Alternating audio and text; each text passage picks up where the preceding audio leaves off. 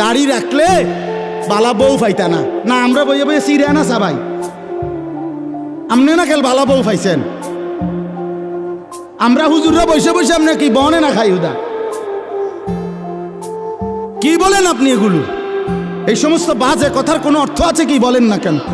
শয়তানের ধোঁকা ছাড়া আর কিচ্ছু না, নফসের ধোঁকা ছাড়া আর কিচ্ছু না। কেন ছেড়ে দিবেন আল্লাহর নবীর সুন্নত? হাসরের ময়দানে কেমনে দাঁড়াইবেন বাপ?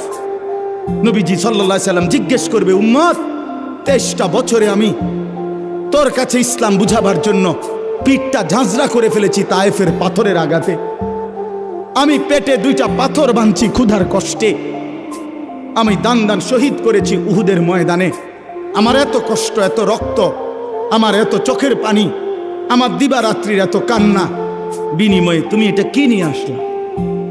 তখন কি বলবেন? কি বলবেন বাবা?